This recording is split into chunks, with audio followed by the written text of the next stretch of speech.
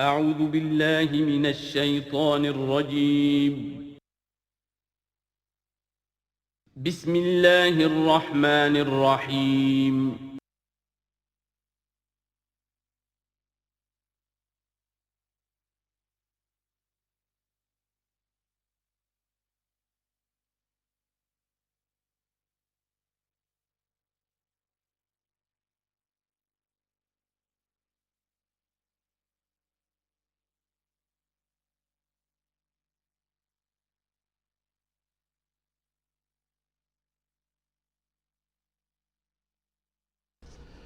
نحمده ونصلي على رسوله الكريم.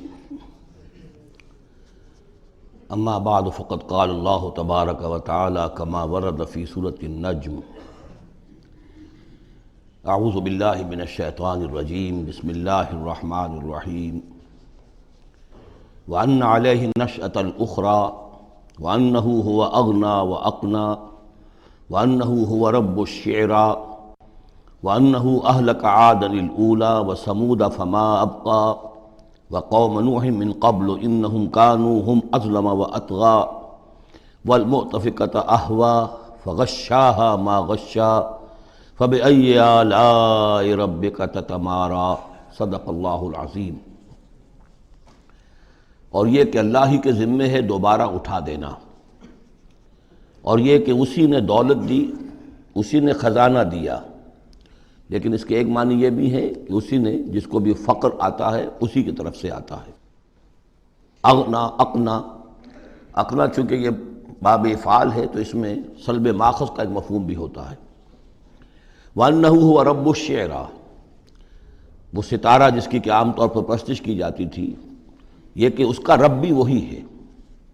وَأَنَّهُ أَهْلَكَ عَادًا الْأُولَىٰ، اور یہ کہ اسی نے ہلاک کیا تھا پہلے عاد کو. عاد وہ قوم تھی جو احقاف میں آباد تھی، جن کی طرف کہ حضرت ہود علیہ السلام مبعوث ہوئے تھے.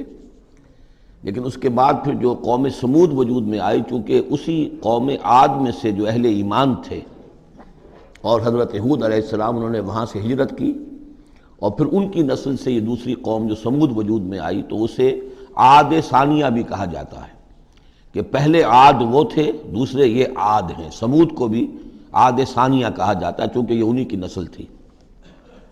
تو انہو اہلک عاد الاولیٰ، اسی نے ہلاک کیا تھا پہلے عاد کو. وثمود فابقیٰ، اور عاد ثانیہ یعنی سمود کو بھی تو پھر کسی کو باقی نہ چھوڑا. وقوم نوح من قبل، اور ہلاک کیا تھا اس نے نوح کی قوم کو اس سے پہلے. انہم کانوا ہم اظلم واطغیٰ، یقیناً وہ تو ان سے بھی بڑھ کر ظالم اور ان سے بھی بڑھ کر سرکش تھے.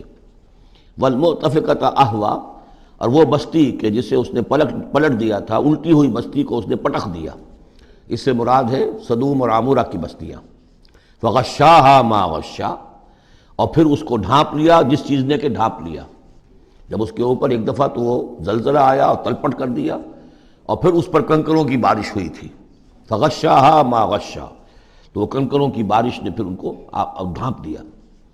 فبأي آلاء ربك تتمارى، تو تم اپنے رب کی کون کون سی قدرتوں کے بارے میں تم اسے جھٹلاؤ گے یا ان کے بارے میں شک کرو گے. ھذا نذیر من النذر الاولیٰ، ھذا یہ یعنی محمد صلی اللہ علیہ وسلم یہ بھی ایک خبردار کرنے والے ہیں، جیسے کہ اور بہت سے خبردار کرنے والے پہلے آ چکے ہیں. من النذر الاولیٰ، پہلے کے. نذیر کی جمع نذر. ازفت الازفہ، آ چکی ہے قریب وہ آنے والی. لیس لہا من دون اللہ کاشفہ، اور نہیں ہے کوئی اس کو کھول دینے والا اللہ کے سوا. اس کے یہ بھی معنی ہے کہ جیسے کشتی کا لنگر کہیں ہو تو لنگر کھول کر لنگر اٹھا کے پھر کشتی کو روانہ کیا جاتا ہے، تو ایسے ہی وہ قیامت ابھی لنگر انداز ہے، لیکن اس کو روانہ کرنا، اسے چلانا اللہ ہی کا کام ہے جب وہ چاہے گا. اور یہ بھی ہے کہ اس کا علم جو ہے کہ کھول کر دکھا دیا جائے کہ وہ کب آئے گی، یہ بھی صرف اللہ کے پاس ہے، اس کے سوا کوئی نہیں ہے کہ جو بتا سکے کب آئے گی. افمن ھذا الحدیث تعجبون، تو کیا تم کو اس بات سے تعجب ہو رہا ہے؟ ھذا الحدیث، اس قرآن ہی کے بارے میں کہا جا رہا ہے. وتضحکون ولا تبکون، اور تم ہنستے ہو اور روتے نہیں ہو. وانتم صامدون، اور تم خوش فیلیاں کر رہے ہو، خوش گپیوں میں لگے ہوئے ہو. فاسجدوا للہ واعبدوا، پس سجدہ کرو اللہ کے لیے اور اسی کی بندگی کرو، اسی کی پرستش کرو۔ اس سورہ مبارکہ میں جو زور خطابت ہے، جیسا کہ میں نے پہلے عرض کیا کہ ہم لوگ اس کا صحیح اندازہ نہیں کر سکتے۔ یہ جو عربوں کا ایک ذوق تھا، بڑے بڑے خطیب ان کے ہاں ہوتے تھے۔ خود حضور نے فرمایا ہے کہ ان من الشعر لحکمۃ وان من البیان لسحرا، بہت سے شعر ایسے ہوتے ہیں کہ جو حکمت پر مبنی ہوتے ہیں، حکمت کے خزانے، اور بہت سے بیان، بہت سے خطبے، بہت سی تقاریر ایسی ہوتی ہیں کہ جن میں جادو کا اثر ہوتا ہے۔ تو اس خطبے کے اندر جو خطابت کا جوش ہے، جیسا کہ میں نے عرض کیا، اب ظاہر بات ہے کہ وہ عرب اور خاص طور پر جو کہ پوری فصاحت اور بلاغت سے واقف ہوں وہ سمجھتے ہیں۔ لہذا اس کے بارے میں جو رائے آتی ہے وہ یہ ہے کہ آپ نے جس مجمع میں کھڑے ہو کر یہ سورت سنائی تو پورا کا پورا مجمع جو ہے دب بخود رہا، اور وہ ساکت و صامت ہو کر اس کو سنتے رہے۔ وہ کافر بھی تھے، اہل ایمان بھی تھے، بڑے بڑے دشمن بھی تھے حضور کے، لیکن یہ کہ اس کا ایسا زور تھا، اتنا اثر تھا، اتنی تاثیر تھی کہ دم بخود رہے۔ اور آخر میں جب حضور نے یہ آیت پڑھی تو سب کے سب سجدے میں گر گئے۔ البتہ بعد میں پھر انہوں نے بات بنا لی ایک، اور وہ واقعہ ہے تلقا غرانیق العلا کا۔ جب ان سے کہا گیا تم بھی سجدے میں گر پڑے محمد صلی اللہ علیہ وسلم کا یہ کلام سن کر یا قرآن ان کی زبان سے سن کر، تو انہوں نے کہا کہ ہم نے تو سنا تھا کہ اسی میں انہوں نے یہ بھی فرمایا تھا جہاں ذکر آیا ہے افرأیتم اللات والعزی ومناۃ الثالثۃ الاخری، تو وہاں محمد نے یہ بھی کہا تھا تلک الغرانیق العلا وَإِنَّ شَفَاعَتَهُنَّ لَتُرْتَجَىٰ، یہ بڑی اونچی دیویاں ہیں، بڑی اونچے مقام والی دیویاں ہیں یہ لات اور منات اور عزیٰ، اور یہ کہ ان کی شفاعت کی توقع ہے، شفاعت کریں گے۔ تو ہم نے چونکہ یہ آیت بھی سنی تھی، یہ بھی سنا تھا ان کے زمان سے، لہذا ہم نے سمجھا کہ بس اب جھگڑا ختم ہو گیا، اور محمد نے بھی ہماری دیویوں کو کسی درجے میں مان لیا، جھگڑا تو یہی تھا، لہذا ہم بھی ان کے ساتھ سجدے میں گر گئے۔ لیکن یہ گویا کہ ان کی سخن سازی تھی، یا یہ کہ بعض علماء کی یہ تعویل ہے کہ ہو سکتا ہے کسی شیطان نے جب کہ حضور پڑھ رہے تھے تو یہ الفاظ پڑھ دیے ہوں آواز ملا کر اور انہوں نے سنے ہوں، واللہ عالم۔ لیکن میرے نزدیک یہ اصل میں اس صورت کی تاثیر تھی، اس کی اتنی ہیبت تھی اس میں کہ اس کے نتیجے میں جب آخر میں یہ حکم آیا سجدہ کرو اللہ کو اور بندگی کرو اسی کی، تو وہ سب کے سب گویا کہ بے اختیار جسے ہم کہتے ہیں، فَأُلْقِيَ السَّحَرَةُ سَاجِدِينَ، جیسے القیہ کا لفظ آیا ہے کہ وہ جادوگر جو تھے حضرت موسیٰ علیہ السلام کا جو مقابلہ کرنے آئے تھے، فعل مجہول ہے، گرا دیے گئے جادوگر سجدے میں، جیسے کسی نے ان کو پکڑ کر اور الٹا کر دیا اور سجدے میں گرا دیا، یعنی بے اختیار کرنا انسان کا۔ تو ایسا ہی معاملہ اس سورت کے سننے پر بھی ہوا ہے، واللہ عالم۔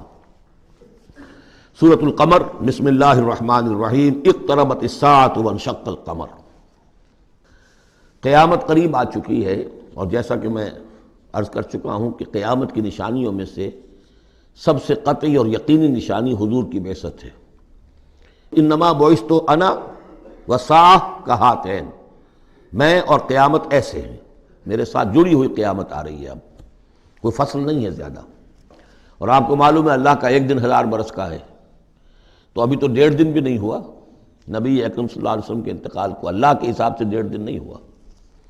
بہرحال قیامت قریب آ چکی ہے، اس سے آگے چل کر ہم دیکھیں گے ایک صورت میں یہ آیت بھی آئی ہے، انہم یرونہ بعیدا ونراہ قریبا، یہ اسے دیکھ رہے ہیں بہت دور اور ہمیں وہ سامنے نظر آ رہی ہے۔ ہمارے علم میں ہے کہ وہ تو قیامت جو ہے وہ کھڑے ہوئے اسرافیل اور سور کو منہ پہ انہوں نے لگا رکھا ہے، بس ذرا سا اشارہ ہمارا ہے کہ اس کے بعد وہ سور میں پھونک مار دیں گے۔ اقتربت الساعۃ وانشق القمر، اور ہو گیا، 2 ٹکڑوں میں منقسم ہو گیا۔ یہ ایک خرق عادت بات، میں اسے معجزہ نہیں کہہ رہا، اس لیے کہ میں نے معجزے کی جو بات ہے وہ پہلے بیان کی ہے۔ ہر رسول کا معجزہ وہ ہوتا ہے کہ جو دعوے کے ساتھ پیش کیا جائے، اور پھر خاص طور پر جب کہ مطالبہ کیا جا رہا ہو۔ اس قسم کا کوئی معجزہ محمد الرسول اللہ صلی اللہ علیہ وسلم کا سوائے قرآن کے نہیں، خرق عادت بے شمار ہے۔ اولیاء اللہ کی کرامات ہوتی ہیں تو محمد الرسول اللہ صلی اللہ علیہ وسلم کی کرامات جو ہیں وہ تو 1000 گنا ہوں گی۔ اسی قسم کا ایک واقعہ یہ ہے کہ آپ منی میں تشریف فرما تھے اور بھی لوگ تھے، ان میں سے کسی نے کہا کہ کوئی نشانی ہو، آپ نے کہا آسمان کی طرف دیکھو، انگلی کی اور وہ چاند سب نے دیکھا کہ دو ٹکڑے ہو کر ذرا سا ہٹ کر ایک دوسرے سے دور ہو کر پھر آ کر جڑ گئے، منشق القمر۔ اب اس پر بعض لوگوں نے تو اس اعتبار سے اعتراض کیا جس اعتبار سے ہر خرق عادت کی تعویل کرنے کی کوشش کی ہے، سر سید احمد خان مرحوم اور ان کے مکتبہ فکر کے جو لوگ ہیں، لیکن بعض حضرات نے اس اعتبار سے بھی کہ تاریخی طور پر اس کا کوئی ثبوت نہیں ہے، لیکن یہ کہ یہ معلوم ہوتا ہے، ایک تو یہ کہ اس کا جواب یہ ہے کہ ظاہر بات ہے کسی جگہ پر دنیا میں اس وقت رات تھی، کسی وقت دن تھا، اس میں چاند کے دیکھنے کا سوال ہی نہیں۔ پھر یہ کہ جہاں چاند ہوتا ہے اس میں سب لوگ ٹکٹکی باندھے ہوئے چاند کو تو نہیں دیکھ رہے ہوتے کہ آسمان میں کیا ہوا، اور چاند کا دو ٹکڑے ہو کر ذرا سا ہٹنا اس سے کیا فرق واقع ہوا ہوگا، روشنی اس کی جو کہ تو زمین پر رہی جو بھی تھی، تو کسی نے جو ہے خواہ پلٹ کر دیکھا ہو۔ لیکن یہ کہ مالابار کے ساحل پر کوئی راجا تھا ہندو، اس نے یہ دیکھا تھا، اتفاق کی بات ہے کہ وہ اس وقت دیکھ رہا تھا آسمان کی طرف، اور وہ حیران ہوا، اس نے دیکھا کہ چاند پھٹا، دو ٹکڑے ہوئے اور وہ ذرا فاصلے پر گئے، پھر جڑ گیا۔ بعد میں اسے جب اسلام کی یہ دعوت پہنچی اور یہ آیت بھی پہنچی تو اس نے اسی گواہی دی کہ میں اس کا چشمدید گواہ ہوں، پھر وہ اسلام لایا۔ واللہ اعلم۔ اقتربت الساعة وانشق القمر وإن يروا آية يعرضوا ويقولوا سحر مستمر، اور اگر وہ دیکھیں کوئی آیت، کوئی نشانی، تب بھی اعراض کریں گے اور کہیں گے کہ یہ تو جادو ہے جو چلا آ رہا ہے پہلے سے۔ وَكَذَّبُوا وَاتَّبَعُوا أَهْوَاءَهُمْ، اور انہوں نے تکذیب کی، جھٹلایا اور اپنی خواہشات کی پیروی کی۔ وَكُلُّ أَمْرٍ مُسْتَقِرٌ، اور ہر معاملہ جو ہے اللہ کا امر کا وہ ایک وقت معینہ کے لیے قرار پا چکا ہے۔ ہر کام کے لیے اللہ تعالیٰ کی اسکیم میں ایک وقت ہے، اس سے پہلے وہ کام نہیں ہوگا۔ لیکن یہ کہ انسان کا کام یہ کہ اپنا فرض ادا کرتا رہے، وہ کام کب ہونا یہ اللہ کا کام ہے، اللہ کے ذمہ ہے۔ ہمیں اقامت دین کی جد و جہد کرنی ہے، اس لیے کہ ہمارا وہ فرض عین ہے، ہمیں تو وہ جد و جہد کرنی ہے، ہماری نجات کا دار و مدار اس پر ہے۔ ہمارا کام یہ کہ سمجھیں اس جد و جہد کے لیے طریقہ کار کیا ہے، سیرت النبی سے اس کے لیے اخذ کریں، پھر یہ کہ اس کے کیا آداب ہیں، کیا شرائط ہیں، اور اس کے لیے جو ہے پوری طرح غور و فکر کریں، یہ بات دوسری ہے۔ پھر نظر ثانی بھی کرتے رہیں، کیونکہ اب کوئی معصوم تو ہے نہیں کہ جس کے پاس وقتاً فوقتاً جو ہے وہی آ رہی ہو اور ہدایت مل رہی ہو۔ اجتہاد ہی ہے، اجتہاد میں خطا بھی ہو جاتی ہے، بڑے سے بڑے آدمی سے ہو سکتی ہے، لیکن یہ سب کچھ اپنی جگہ پر، فرض اپنی جگہ ہے، جد و جہد کرو۔ باقی ہو سکتا ہے تمہاری زندگی میں نہ آئے، کوئی پرواہ نہیں، تمہیں اپنا فرض ادا کرنا، تم سرخرو ہو جاؤ اللہ کے ہاں کہ اللہ میں نے زندگی اسی کام میں لگا دی، بس تم کامیاب ہو جاؤ گے۔ باقی کب اللہ کو یہ کرنا یہ اللہ جانتا ہے۔ اس حوالے سے اصل میں جو لوگ ذرا ان چیزوں میں عجلت کے شکار ہو جاتے ہیں، پھر وہ یہ ہے کہ اگر دیکھتے ہیں کہ یہ تو کام نہیں ہو رہا، سیدھے طریقے سے نہیں ہو رہا، تو الٹے سیدھے طریقے، ٹیڑھی انگلیوں سے گھی نکالو اگر سیدھے سے نہیں نکل رہا، بائی ہک اور بائی کرک، دائیں بائیں سے کسی طریقے سے، پھر وہ غلطیاں ہوتی ہیں، پھر وہ تحریکیں جو ہیں غلط راستوں پہ پڑ جاتی ہیں۔ اصل غلطی یہی ہوتی ہے کہ یہ نہ سمجھا جائے کہ اس کو کر گزرنا میرا فرض ہے، نہیں نہیں نہیں، اس کو کرنے کی جد و جہد میں تن من دھن لگا دینا میرا فرض ہے، کر گزرنا یہ اللہ کے ذمہ ہے، وہ کب چاہے گا کہ یہ ہو اسی وقت ہوگا۔ وَلَقَدْ جَاءَهُم مِّنَ الْأَنبَاءِ مَا فِيهِ مُزْدَجَرٌ، ان کے پاس وہ خبریں آ چکی ہیں، انباء الرسل، جس میں ڈانٹ ہے، ان کے لیے تہدید ہے، اگر ان خبروں کو وہ سنیں اور سمجھیں تو ان کے لیے بھی اس میں سبق ہے۔ حکمت بالغۃ، جہاں وہ ڈانٹ اور ڈپٹ ہے اس کے اندر، وہیں پر حکمت بھی ہے پوری، اور بالغہ پوری حکمت۔ فما تغنی النذور، لیکن یہ کہ یہ جو بھی آئے خبردار کرنے والے، ان سے ان کو کوئی فائدہ نہیں پہنچا۔ فتول عنہم، وہی ہر صورت میں آپ دیکھ رہے ہیں، اے نبی ذرا آپ درگزر کیجئے، آپ ذرا توجہ ہٹا لیجئے۔ فتول عنہم، تو آپ ذرا ان سے آپ اپنا رخ پھیر لیجئے۔ یوم یدعو الداعی الی شیء نکر، جب وہ دن آئے گا جس دن کے ایک پکارنے والا پکارے گا ایک بڑی ناگوار چیز کی طرف، جب سور پھونکا جائے گا اور یہ نکلیں گے اپنے قبروں سے۔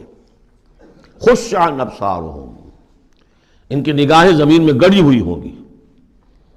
یخرجون من الاجداث کانہم جراد منتشر، یہ اپنی قبروں سے ایسے نکل کر آئیں گے جیسے کہ ٹڈی دل پھیلا ہوا ظاہر بات ہے ایک ایک جگہ پر نہ معلوم کتنے کتنے لوگ جو ہیں وہ دفن ہیں. اب پورے 10,000 برس نسل انسانی زمین پر اگر رہی ہے یا ہو سکتا ہے اس سے بھی زیادہ ہو اللہ عالم، تو پھر یہ کہ آخر انسان جو نکلیں گے، جو بڑے بڑے شہر گنجان آباد علاقے تھے وہاں سے جو نکلیں گے ٹڈی دل جراد المنتشر مہطعین الی الداعی، اور وہ دوڑتے ہوئے آئیں گے پکارنے والے کی پکار پر. یقول الکافرون ھذا یوم عسیر، ساتھ ہی وہ کافر جو ہیں، کیونکہ جیسا کہ آگے چل کر ہم پڑھیں گے سورہ قیامہ میں بل الانسان علی نفسہ بصیرہ، ہر انسان کو معلوم ہوگا میں کتنے پانی میں ہوں، کہاں کھڑا ہوں، میں نے زندگی کہاں گزاری تھی. تو کافر کہیں گے یقول الکافرون ھذا یوم عسیر، یہ تو بڑا سخت دن ہے.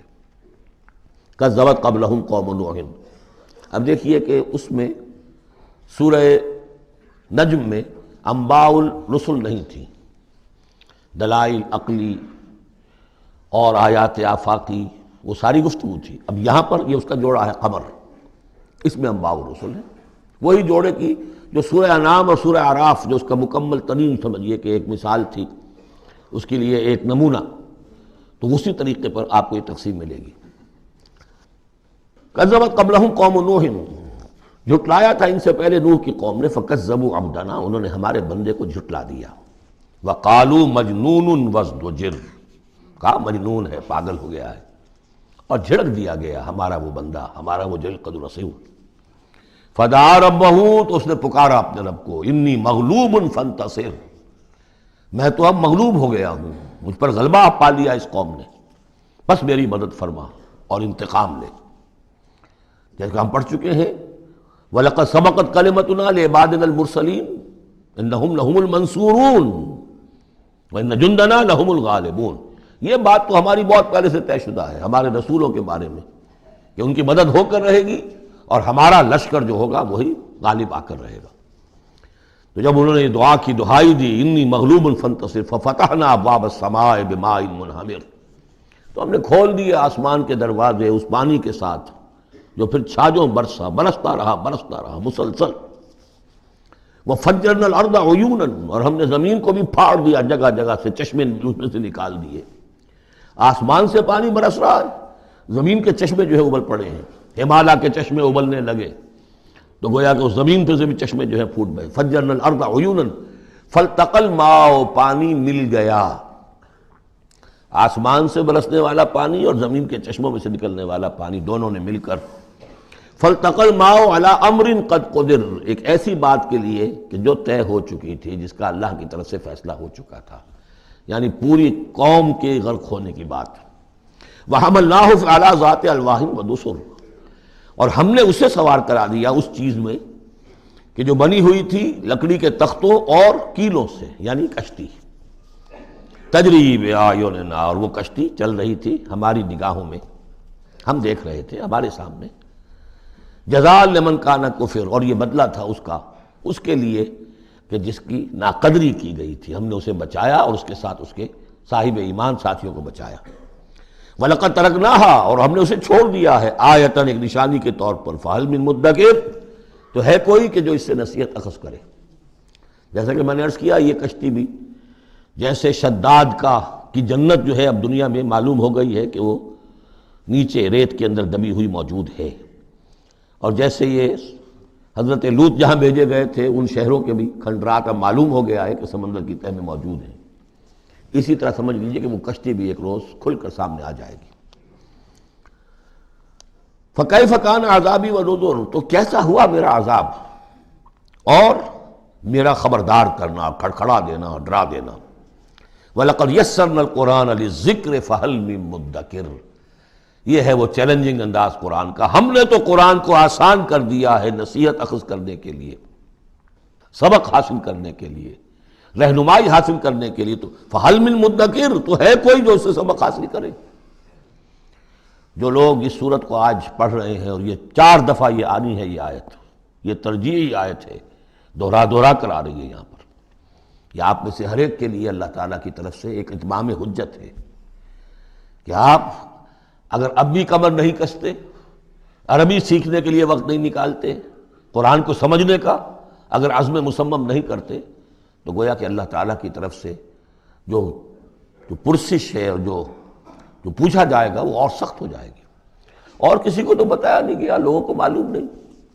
لوگوں کو تو صرف ثواب بتائے گئے، لیلۃ القدر میں ایک نفل پڑھو گے اتنے ہزار نفلوں کا ثواب ہو جائے گا. وہ بیچارے نفل پڑھتے جا رہے ہیں، انہیں کیا پتہ قرآن میں کیا ہے، قرآن نے کیا کہا ہے. تو فرمایا وَلَقَدْ يَسَّرْنَا الْقُرْآنَ لِلذِّكْرِ. تم یہ نہیں کہہ سکو گے اللہ بہت مشکل کتاب تھی. یہ نہیں، بہت آسان کتاب ہے. باقی رہ گئی ایک زبان، تو عربی زبان کو مردہ زبان تو نہیں ہے. عبرانی زبان کو یہودیوں نے زندہ کر دیا، مر چکی تھی بالکل. سنسکرت کو ہندوؤں نے زندہ کر دیا جو مر چکی تھی بالکل. لیکن یہ عربی زبان، یہ تو بڑی زندہ زبان ہے. کتنا بڑا علاقہ ہے دنیا میں کہ جس کے بولنے والے یہ ہیں. آج کوئی انٹرنیشنل فورم ایسا نہیں ہے جس میں عربی زبان میں ترجمہ ساتھ نہ ہوتا ہو. یہ تو دنیا کی مانی ہوئی چوٹی کی زبانوں میں سے ہے.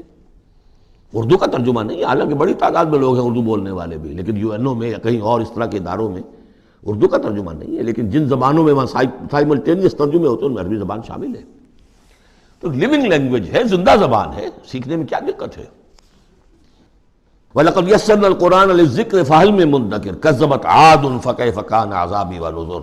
جھٹلایا تھا قوم عاد نے بھی، تو کیسا رہا میرا عذاب اور میرا خبردار کرنا.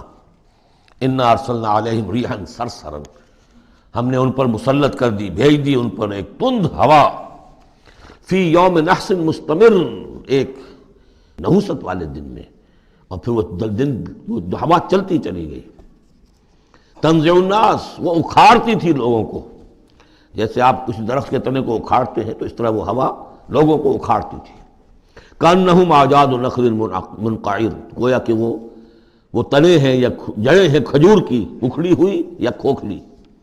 تو اس طریقے سے وہ، اور چونکہ بڑے طویل القامت لوگ تھے تو وہ پھر جب گرے ہیں مر کر پٹک کر، جب کہ ہوا نے ان کو پٹکا ہے اور مرے ہیں، تو جو پڑے ہوئے تو معلوم ہوتا تھا کہ کھجوروں کے تنے پڑے ہوئے. فَكَيْفَ كَانَ عَذَابِي وَنُذُرِ. تو کیسا رہا میرا عذاب اور میرا خبردار کرنا. وَلَقَدْ يَسَّرْنَا الْقُرْآنَ لِلذِّكْرِ فَهَلْ مِن مُدَّكِرٍ. پھر دوہرا دیا گیا، پھر کان کھول کر سن لیجیے. ہم نے تو اس قرآن کو آسان کر دیا ہے سبق حاصل کرنے کے لیے، نصیحت اخذ کرنے کے لیے. تو ہے کوئی کہ جو اس سے سبق حاصل کرے، رہنمائی اخذ کرے. کذبت ثمود بالنذر. اسی طرح قوم ثمود نے بھی جھٹلایا خبردار کرنے والوں کو. فقالوا ابشرا منا واحدا نتبعہ. کیا ہمارے اندر ہی سے ایک شخص، ہم اس کی پیروی کریں، اس کی پیروی کریں گے ہم. یہ کون ہے؟ صالح، ہمارا ایک فرد ہے، ہماری قوم کا ہے. بشرا منا واحدا، ہمارا ہی ایک بشر، ہم ہی میں سے. نتبعہ، ہم اس کے پیچھے چلیں گے، اس کا کہنا مانیں گے، اس کی پیروی کریں گے، اس کی اطاعت کریں گے. انا اذا لفی ضلال وسعور. پھر تو ہم گویا کہ اپنے ہاتھوں اپنے آپ کو ڈال دیں گے گمراہی کے اندر بھی اور آگ کے اندر بھی. شعیر کی جمع ہے یہ سعور. یعنی یہ ہمیں خبر دے رہا ہے کہ آخرت میں اگر تم نے مجھے نہ مانا تو جہنم میں جھونکے جاؤ گے. ان کو مان کر ان کے پیچھے چلے تو گویا کہ ہم نے آپ کو اپنے آپ کو یہی جہنم میں جھونک دیا. اَلْقِیَ الذِّکْرُ عَلَیْہِ مِن بَینِنَا. کیا ذکر انہی پر القاء کیا گیا ہمارے مابین؟ کوئی اور نہیں ملا تھا بڑا چودھری ہمارا؟ بل ہوا کذاب نشر. نہیں، یہ جھوٹا ہے اور شیخی خورا ہے، خام خواہ جو ہے بڑائی مار رہا ہے کہ مجھ پر وہی آئی ہے. سَيَعْلَمُونَ غَدًا مَنِ الْكَذَّابُ الْأَشِرُ. بتا دیا گیا کہ کل ہی تمہیں معلوم ہو جائے گا، عنقریب معلوم ہو جائے گا کون جھوٹا ہے، کون شیخی خورا ہے، صالح یا تم. اِنَّا مُرْسِلُ النَّاقَةِ فِتْنَةً لَهُمْ. ہم بھیج دیتے ہیں. یہ اونٹنی کا جو معجزہ انہوں نے طلب کیا تھا، یہ ان کے لیے فتنہ ہے، ان کے لیے آزمائش ہے. فَارْتَقِبْهُمْ وَاسْتَبِرْ. تو سب اب ان کا انتظار کیجئے. اے صالح، ان سے گفتگو ہو رہی، وَاسْتَبِرْ، اور ذرا صبر کیجئے، چند دن کی مہلت. وَنَبِّئْهُمْ أَنَّ الْمَاءَ قِسْمَةٌ بَيْنَهُمْ. انہیں خبردار کر دیجئے، بتا دیجئے انہیں کہ پانی جو ہے ان کے مابین اب تقسیم ہو جائے گا. یعنی ایک دن وہ اللہ کی اونٹنی ناقۃ اللہ جو اللہ نے پیدا کی خاص طور پر معجزانہ طریقے پر، وہ پانی پیے گی، اور دوسرے دن ان کے تمام جو مال مویشی ہیں وہ آ کر پانی پئیں گے. ہوتا یہ تھا کہ جب وہ آتی تھی تو اس کی ہیبت سے تمام جانور بھاگ جاتے تھے. تو پھر معاملہ ہوا کیا کیا جائے. تو طے کیا گیا کہ اب باری مقرر کر دی جائے، ایک دن وہ آئے گی اور سارے چشمے کا پانی پی جاتی تھی، اور دوسرے دن پھر یہ کہ وہ اپنے مویشی لاتے تھے اور پلاتے تھے. ان الماء قسمۃ بینہم کل شرب محتضر. ہر باری پر پہنچا جائے گا.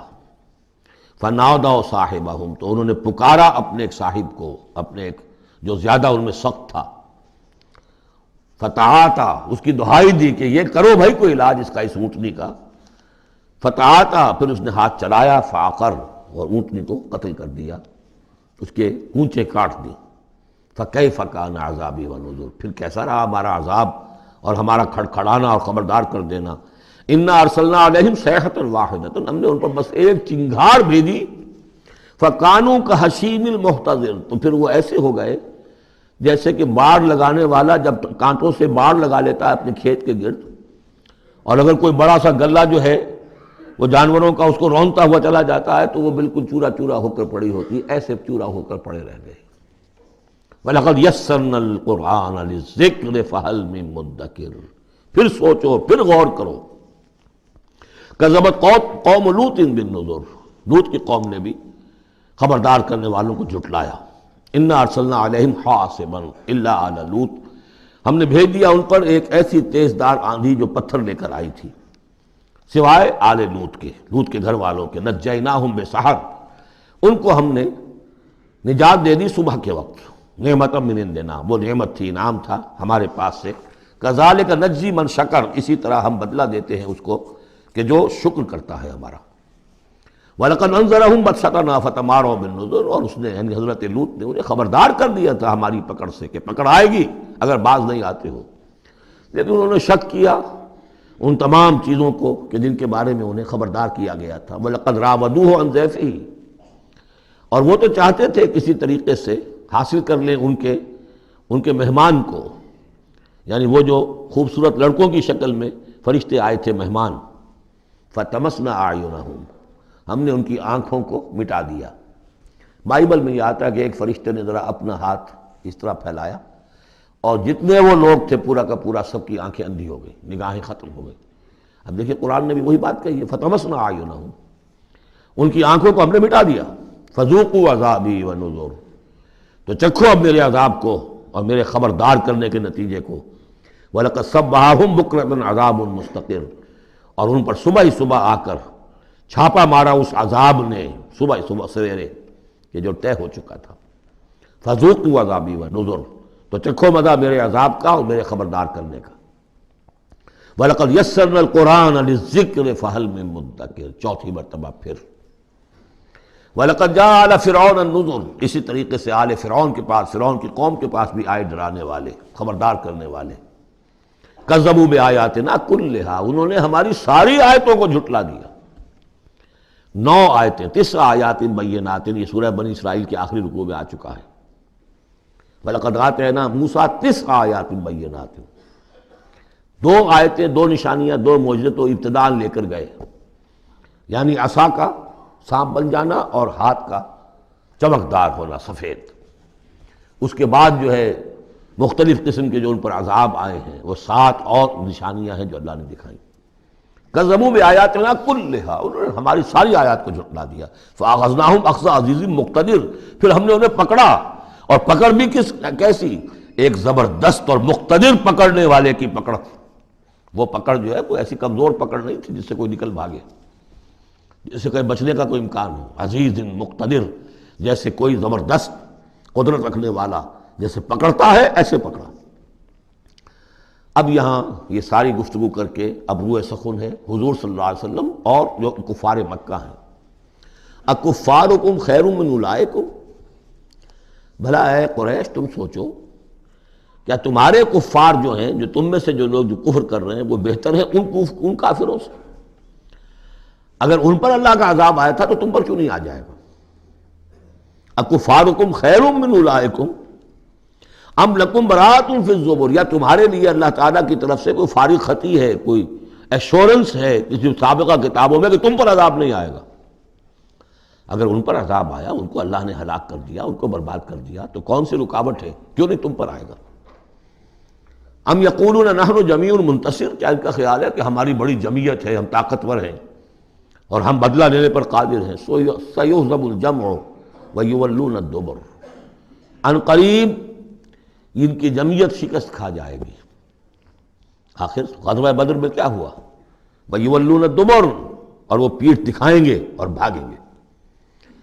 تو روایت سیرت میں جو آتا ہے واقعہ کہ حضور نے جو طویل دعا کی اور طویل سجدہ کیا بدر سے ایک شب پہلے، طویل ترین دعا آپ نے کی، طویل ترین سجدہ کیا، اس میں جو دعا کی اس میں یہاں تک الفاظ آئے کہ اللہ اگر یہ سب ہلاک ہو گئے جو میری 15 برس کی کمائی ہے جو میں نے لا کر میدان میں ڈال دی ہے، پھر قیامت تک تیری بندگی کرنے والا کوئی نہیں ہوگا۔ کیوں؟ کہ میں تیرا آخری رسول ہوں، میرے بعد کوئی نبی نہیں، کوئی رسول نہیں، میری 15 برس کی کمائی یہ ہے جو میں نے لا کے یہاں ڈال دی۔ تو اس کے بعد پھر حضرت ابوبکر نے بھی کہا، وہ پہرے پر کھڑے ہوئے تھے کہ بس حسبک حسبک، حضور بس کیجئے بس کیجئے، لیکن عین اسی وقت پھر یہ آپ نے سر اٹھایا تو کہا، یہی آیت پڑھتے ہوئے آپ کی زبان مبارک پر یہ آیت جاری تھی اس وقت، سَيُهْزَمُ الْجَمْعُ وَيُوَلُّونَ الدُّبُرَ، یہ جمعیت جو ہے ہزار کی یہ شکست کھا جائے گی اور یہ سب پیٹھ دکھا کر بھاگیں گے۔ بَلِ السَّاعَةُ مَوْعِدُهُمْ وَالسَّاعَةُ أَدْهَىٰ وَأَمَرُّ، بلکہ یہ تو چھوٹے موٹے عذاب ہیں جو دنیا میں آئیں گے، شکست ہو جائے گی اور کچھ مارے جائیں گے 70 ان کے، یا کچھ اور ہو جائے گا، یا ذلت ہو جائے گی، رسوائی ہو جائے گی۔ سن 9 ہجری میں اعلان عام کر دیا جائے گا قتل عام کا، اور پھر یہ جو ہے پھر یہ ایمان لائیں گے یا عرب چھوڑ کے بھاگ جانے پر مجبور ہو جائیں گے۔ لیکن یہ چھوٹی چیزیں ہیں، بل الساعۃ موعدہم، اصل جو ان کی وعدے کا وقت ہے وہ ہے قیامت، والساعۃ ادھیٰ وامر، اور وہ قیامت جو ہے وہ بہت بڑی آفت بھی ہے اور بہت کڑوی بھی ہے۔ مرن کہتے کڑوے کو، اور امر سب سے زیادہ کڑوی۔ ان المجرمین فی ضلال وسعور، یقیناً یہ مجرم جو ہے یہ بھٹکے ہوئے بھی ہیں اور یہ آگ کے مختلف طبقات کے اندر ہوں گے۔ یوم یسحبون فی النار علی وجوہہم، جس دن کہ یہ گھسیٹے جائیں گے آگ میں ان کے چہروں کے بل۔ ذوقوا مس سقر، کہا جائے گا ذرا اس آگ کے مس ہونے کا مزہ چکھو۔ انا کل شیء خلقناہ بقدر، یقیناً تمام چیزیں جو ہم نے پیدا کی ہیں ایک اندازے کے مطابق پیدا کی ہیں۔ وما امرنا الا واحدۃ کلمح بالبصر، اور ہمارا جو امر ہے اس کی شان تو یہ ہے کہ بس جیسے نگاہ کا لپک جانا، وہی بات کن فیکون، ہمارے امر کا معاملہ تو یہ ہے۔ وَلَقَدْ أَهْلَكْنَا أَشْيَاعَكُمْ فَهَلْ مِن مُدَّكِرٍ، اور دیکھو اے قریش، ہم نے تمہاری اس جزیرہ نما عرب میں بسنے والی بہت سی قوموں کو ہلاک کیا۔ فَهَلْ مِن مُدَّكِرٍ، تو کوئی ہے اس سے سبق حاصل کرنے والا؟ یعنی ایک قرآن ہے جو تمہارے لیے تذکر کا سورس ہے، ایک وہ تاریخ ہے، آیات تاریخیہ، ایام اللہ، ان سے تم سبق حاصل کر سکتے ہو۔ ایک آیات آفاقی و انفسی ہیں، ان سے سبق حاصل کر سکتے ہو۔ وَكُلُّ شَيْءٍ فَعَلُوهُ فِي الزُّبُرِ، اور وہ تمام کام جو یہ کر رہے ہیں یہ صحیفوں میں لکھے جا رہے ہیں، ریکارڈ ہو رہے ہیں۔ وَكُلُّ صَغِيرٍ وَكَبِيرٍ مُسْتَطَرٌ، اور ہر چھوٹی چیز بھی بڑی چیز بھی لکھی جا رہی ہے۔ یہی بات ہم نے وہاں پڑھی تھی سورہ کہف میں، وَوُضِعَ الْكِتَابُ فَتَرَى الْمُجْرِمِينَ مُشْفِقِينَ مِمَّا فِيهِ وَيَقُولُونَ يَا وَيْلَتَنَا مَا لِهَذَا الْكِتَابِ لَا يُغَادِرُ صَغِيرَةً وَلَا كَبِيرَةً إِلَّا أَحْصَاهَا وَوَجَدُوا مَا عَمِلُوا حَاضِرًا۔ اس وقت وہ کافر چیخ اٹھیں گے کہ یہ کیسی کتاب ہے، کیسا اعمال نامہ ہے، کیسا ریکارڈ ہے کہ اس نے کسی چھوٹی سی چھوٹی مائنیوٹس ڈیٹیلز کو بھی omit نہیں کیا ہے، بڑی چیزیں بھی ہیں چھوٹی بھی ہیں۔ تو یہاں بھی فرمایا کل صغیر و کبیر مستطر، ان المتقین فی جنات و نہر، یقیناً ہمارے خدا ترس بندے، ڈرنے والے بندے، آخرت کے خیال سے لرزاں و ترساں رہنے والے بندے، ہمارے احکام کی پابندی کرنے والے بندے، دنیا کی زندگی میں پھونک پھونک کر قدم رکھنے والے بندے، وہ ہوں گے باغات میں اور نہروں میں، چشموں میں۔ فی مقعد صدق عند ملیک مقتدر، ان کا بہت اعلیٰ رتبہ ہوگا۔ قدم صدق، یہ سورہ یونس میں بھی آ چکا ہے، قدم صدق عند ربہم، عند ملیک، اس بادشاہ کے مقرب ہو جائیں گے، قریب ہوں گے۔ مقتدر، شہنشاہ ارض و سما جو مقتدر ہے اس کے مقربین میں ان کا شمار ہوگا۔ اللہم ربنا اجعلنا منہم، اللہم ربنا اجعلنا منہم، اللہم ربنا اجعلنا منہم، آمین یا رب العالمین۔ سورۃ الرحمن اور سورۃ الواقعہ یہ آخری جوڑا ہے۔ میں نے عرض کیا تھا شروع میں کہ یہ 7 صورتیں جو ہیں ان میں سے سورہ قاف منفرد ہے، سورہ زاریات، سورہ طور جوڑا ہے، سورۃ النجم، سورۃ القمر جوڑا ہے، سورۃ الرحمن، سورۃ الواقعہ یہ جوڑا ہے۔ یہ جوڑا بڑا عجیب ہے۔ قرآن مجید کی یہ 2 صورتیں ایسی ہیں کہ نبوت، رسالت، وحی، ان تینوں کے ذکر سے بالکل خالی، ذکر ہی نہیں۔ ہر صورت کا اپنا ایک مزاج ہے، اپنی ایک خاص شان ہے اس میں۔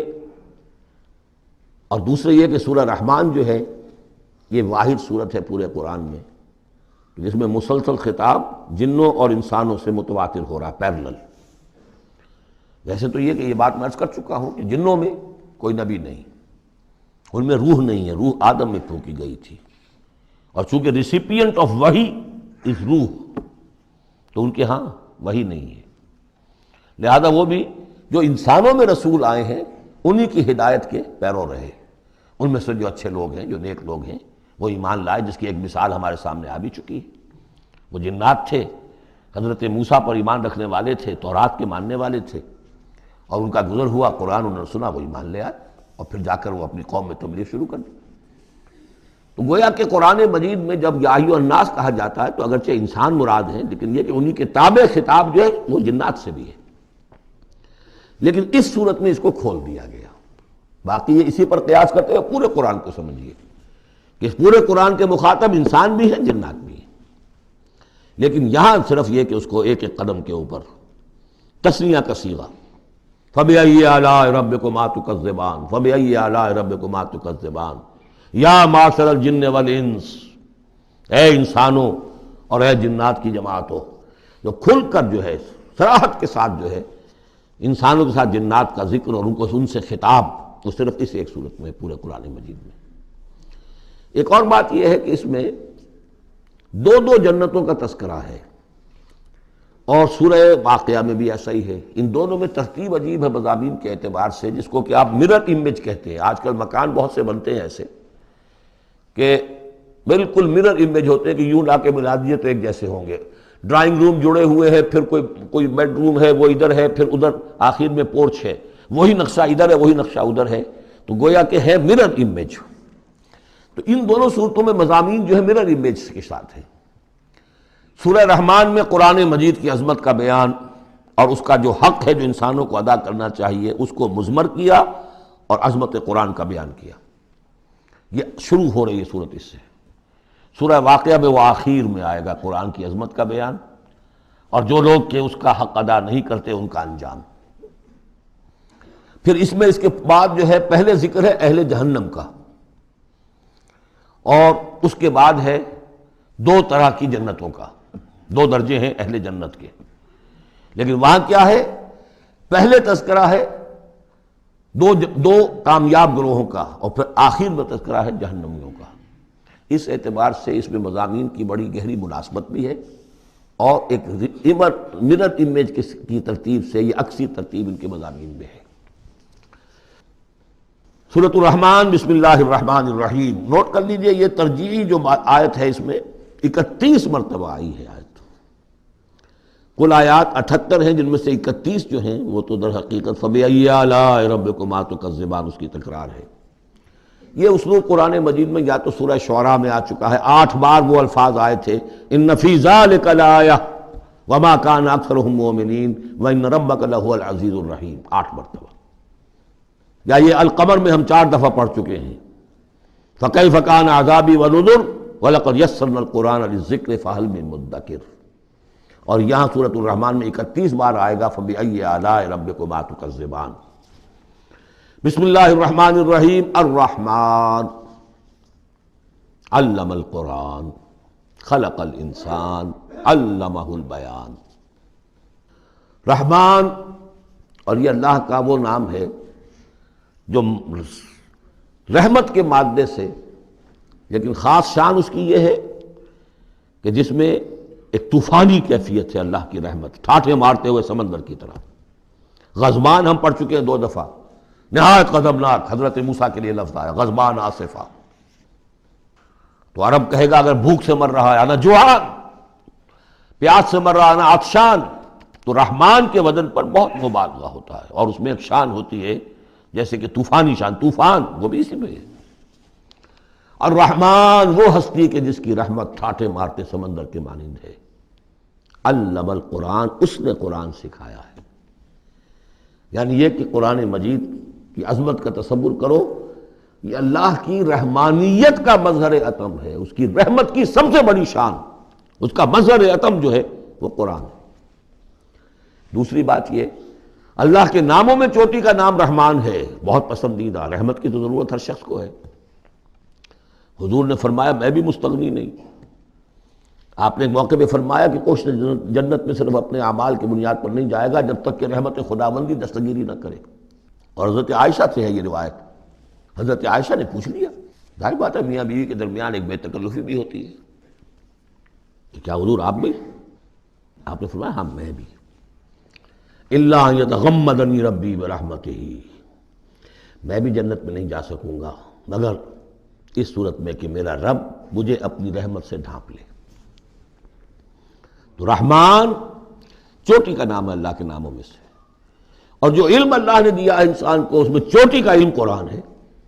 ایک علم وہ ہے ریویلڈ نالج جس کی چوٹی یہ ہے، ایک علم ہے ایکوائرڈ نالج، رفتہ رفتہ انسان جا رہا ہے. لیکن سب سے اونچا علم، سب سے بڑا علم، خلق الانسان، اسی نے انسان کو بنایا، اور اس کی کریشن کا کلائمیکس انسان ہے. تخلیق کی معراج انسان ہے. خلقتہ بیدی، اپنے دونوں ہاتھوں سے بنایا ہے، جس میں عالم امر اور عالم خلق جمع ہو گئے. اس سے آگے علمہ البیان، جو صلاحیتیں انسان کو دی ہیں ان میں چوٹی کی صلاحیت جو ہے بیان ہے. انسان کو کہا گیا حیوان ناطق، نطق، قوت بیان.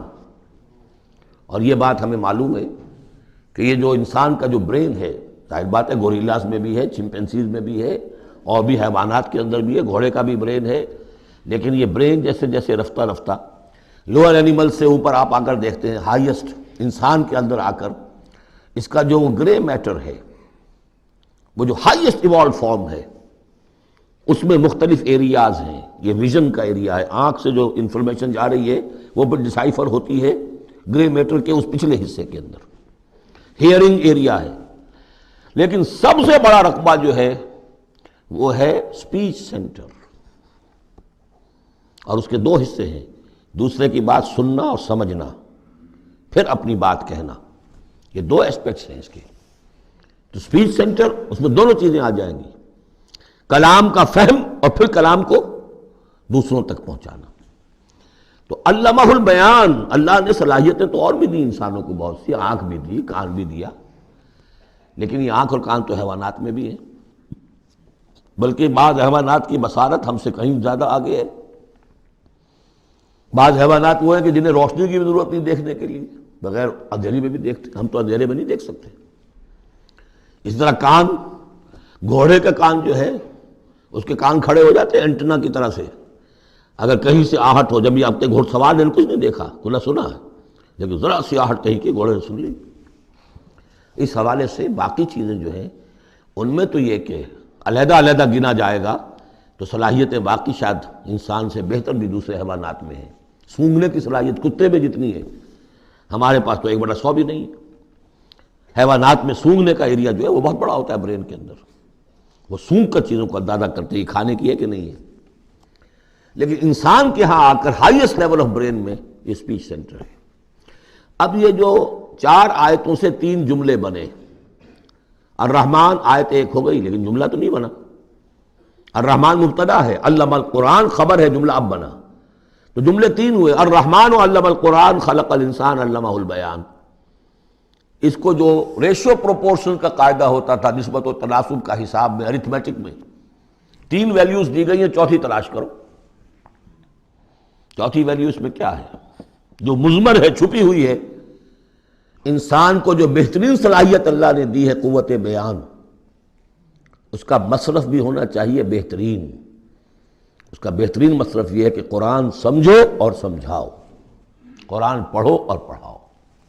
جیسے کہاوت ہے کہ توپ اس لیے نہیں بنتی کہ اس سے مکھیاں ماری جائیں، اسی طرح اتنی بڑی صلاحیت جو تمہیں اللہ نے دی ہے، اسی صلاحیت کو وکلاء استعمال کرتے ہیں، جو اچھا آرگو کر سکے اس کی فیس بڑھتی چلی جاتی۔ ڈیماگوگ کوئی لیڈر ہے، بڑی اچھی تقریر کر سکتا ہے، وہ مرنے مارنے پر جو ہے مجمع کو آمادہ کر دے گا، لوگوں کو آمادہ کر دے گا، وہ اپنی گردنیں کٹوا دیں گے، لیڈر بن جائے گا۔ تو یہ صلاحیت جو ہے اس لیے نہیں ہے کہ تو دنیا میں لیڈریاں اپنی بناؤ اس کے ذریعے سے، اس کا مصرف کیا ہے؟ قرآن سمجھو اور سمجھاؤ۔ یہ ہے بیان، اللہ کا بیان۔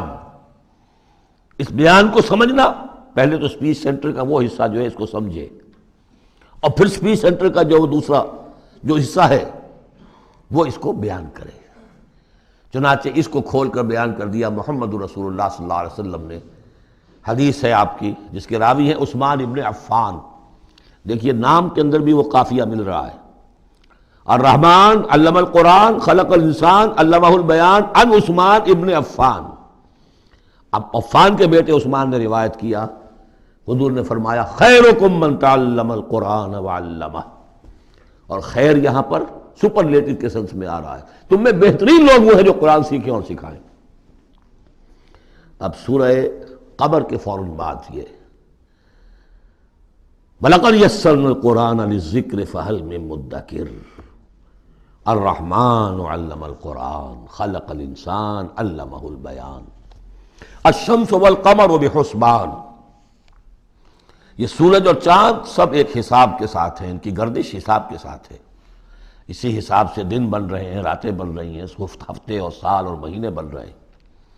والنجم والشجر یسجدان، نجم جو ہے تو ستارے، سورج اور چاند کے مناسبت سے تو اس کے لیے ستارے کی مفہوم ہے، لیکن نجم جو عربی زبان میں جھاڑیوں کو بھی کہتے ہیں جو زمین میں ہوتی ہیں، کیونکہ یہ ستارے بھی زمین میں اتنے نظر آتے ہیں جیسے کہ جھاڑیاں ہوں۔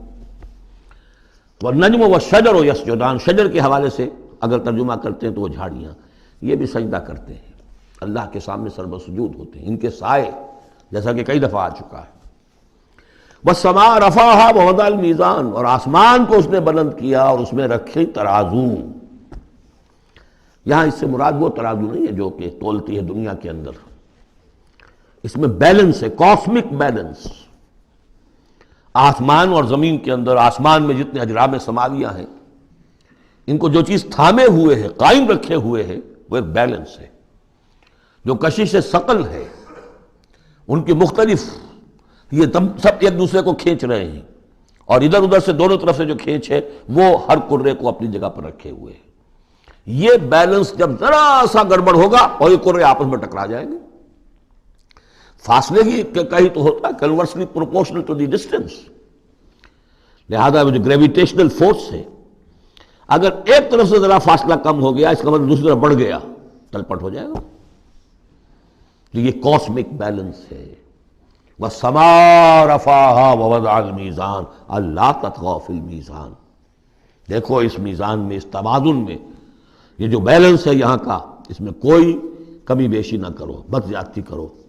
وَأَقِيمُوا الْوَزْنَ بِالْقِسْطِ وَلَا تُخْسِرُوا الْمِيزَانَ، اور قائم رکھو وزن کو قسط کے ساتھ، عدل کے ساتھ، اور اس کے اندر کہیں کوئی کمی نہ کرو، نہ تطغوا نہ تخسروا، نہ کمی نہ زیادتی۔ کہیں فاصلہ بڑھ جائے گا تب بھی خرابی، کہیں فاصلہ کم ہو جائے گا تب بھی خرابی۔ وَالْأَرْضَ وَضَعَهَا لِلْأَنَامِ، الفاظ کی مناسبت سے بعض لوگوں نے سمجھا کہ ترازو ہی مراد ہے، تو ٹھیک ہے، اس میں کوئی حرج نہیں ہے اگر مراد لی جائے، لیکن ترتیب دیکھیے جس طرح یہ آ رہا ہے، الشمس والقمر بحسبان۔ اب اس کے حوالے سے یہ گویا کہ کاسموس کی بات ہو رہی ہے، اس کاسموس کی بات کے بعد نیچے اتر کے وَالْأَرْضَ وَضَعَهَا لِلْأَنَامِ، تدریجاً نیچے آ رہے ہیں، اور زمین کو ہم نے بنا دیا، رکھ دیا لوگوں کے لیے، پست کر دیا، ان کے قدموں میں بچھا دیا اپنی مخلوقات کے لیے، اور مخلوقات میں انسان بھی ہیں، جنات بھی ہیں۔ فیہا فاکہۃ، اس میں میوے ہیں، والنخل، اور کھجوریں ہیں، ذات الاکمام، جن پر کے غلاف چڑھے ہوتے ہیں، والحب ذو العصف، اور اناج ہے جس کے ساتھ بس بھی ہوتا ہے، والریحان، اس کے دو ترجمے ہیں، ایک تو یہ کہ اور خوشبودار پھول بھی ہے، یا یہ کہ اور دوسری غذائیں بھی ہیں۔ فَبِأَيِّ آلَاءِ رَبِّكُمَا تُكَذِّبَانِ، عام طور پر جو ترجمہ ہے اس میں اعلیٰ کا ترجمہ کیا گیا ہے نعمتیں، لیکن اصل میں یہاں نعمت قدرت ان دونوں کو جمع کیجیے. کہیں وہ نعمت کا تذکرہ ہے، کہیں اللہ کی قدرت کا ذکر ہے، اس کی قدرت کی نشانیاں ہیں. فَبِأَيِّ آلَاءِ رَبِّكُمَا تُكَذِّبَانِ، تو تم اپنے رب کی کون کون سی نعمتوں اور قدرتوں کا انکار کرو گے. تکذبان صیغہ ہے تثنیہ کا، دونوں سے خطاب ہو رہا ہے، انسانوں سے اور جنوں سے، اور یہ بات آگے چل کر واضح ہو جائے گی. خلق الانسان من صلصال کالفخار، ہم نے بنایا انسان کو اس صلصال سے، اس سوکھی ہوئی خشک مٹی سے، وہ گارا سنا ہوا گورا، صلصال من حمئی مسنون، اور جب وہ اتنا سوکھ گیا کہ کھنکنے لگا، کالفخار جیسے ٹھیکرا ہوتا ہے، اسے بنایا. وَخَلَقَ الْجَانَّ مِن مَارِجٍ مِّن نَار، اور جنات کو ہم نے بنایا آگ کی لپٹ سے، جس کو کہ ہم اس سے پہلے پڑھ چکے ہیں سورہ ہجر میں، نار السموم، لو جیسی ہوتی ہے جس کے اندر کی آگ ہوتی ہے.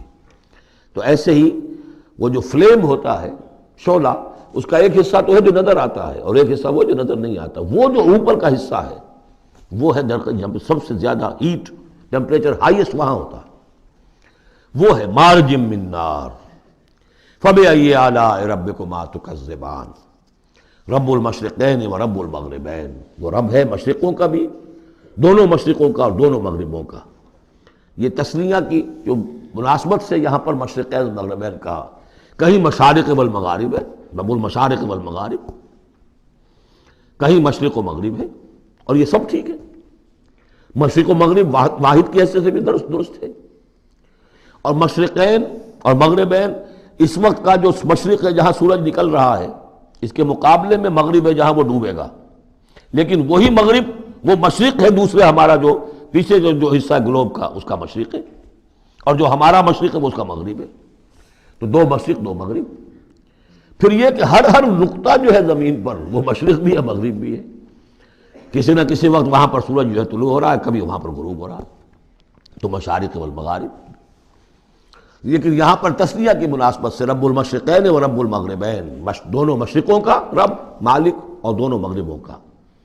فَبِأَيِّ آلَاءِ رَبِّكُمَا تُكَذِّبَانِ، مَرَجَ الْبَحْرَيْنِ يَلْتَقِيَانِ، اس نے چلا لیے دو دریا جو آپس میں ملے ہوئے بھی ہیں، بینہما برزخ لا یبغیان، لیکن ان کے مابین ایک ایسا پردہ حائل ہے کہ وہ ایک دوسرے میں گھستے نہیں ہیں، داخل نہیں ہوتے، اپنی حد کے اندر رہتے ہیں.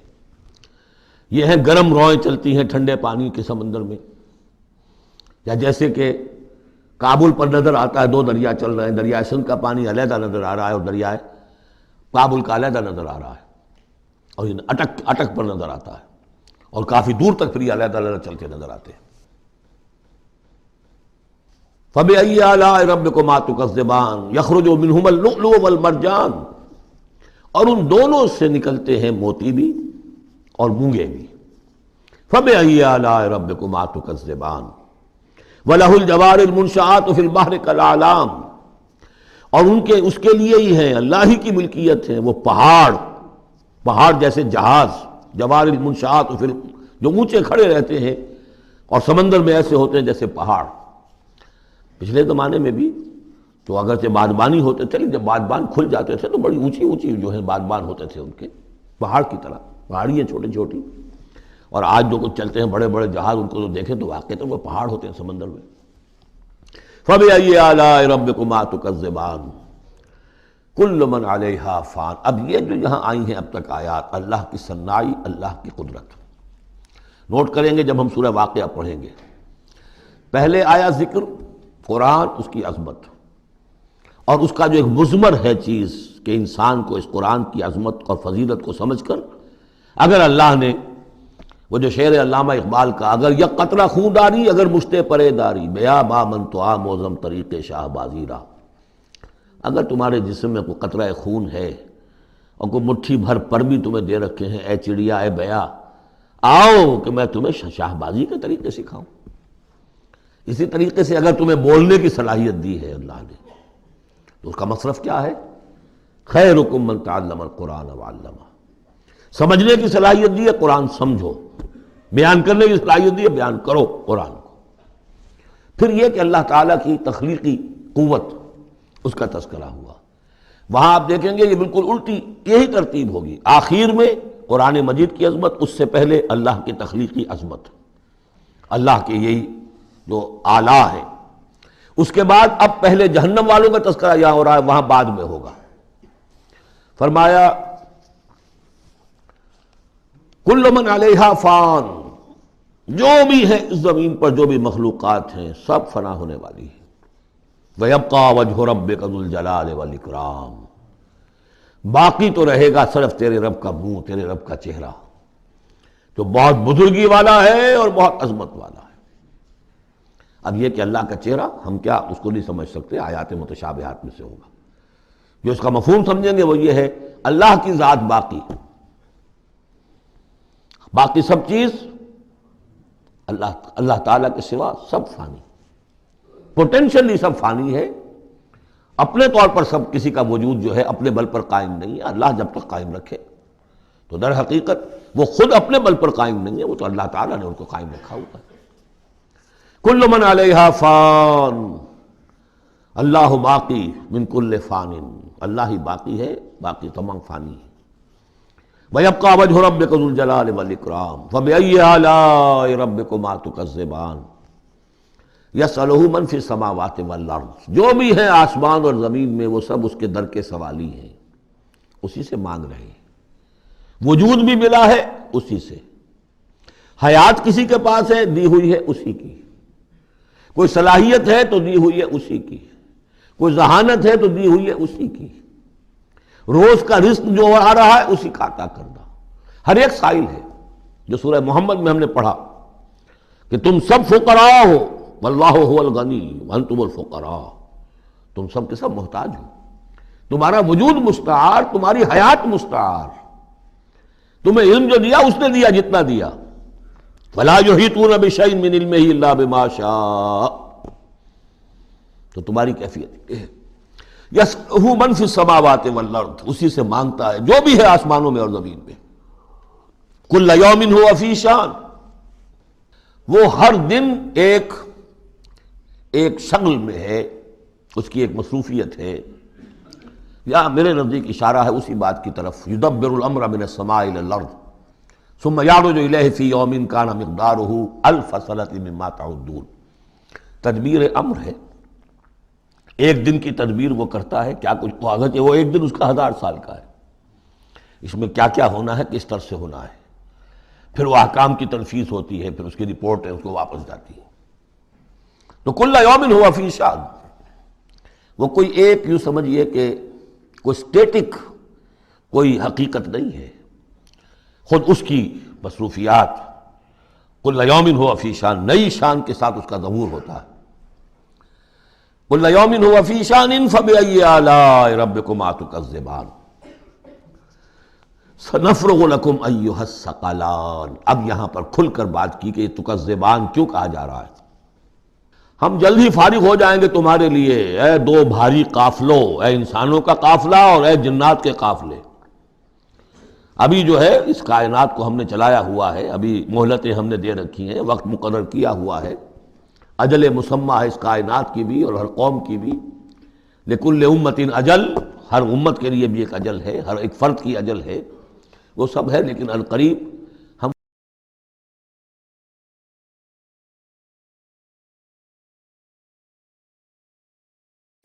فَبِأَيِّ آلَاءِ رَبِّكُمَا تُكَذِّبَانِ، تو اے جنات اور اے انسانوں کی جماعت، تم اپنے رب کی کن کن نعمتوں کا اور کن کن صنائیوں کا، کن کن قدرتوں کا انکار کرو گے۔ بارک اللہ لی ولکم فی القرآن العظیم ونفعنی وإیاکم بالآیات والذکر الحکیم۔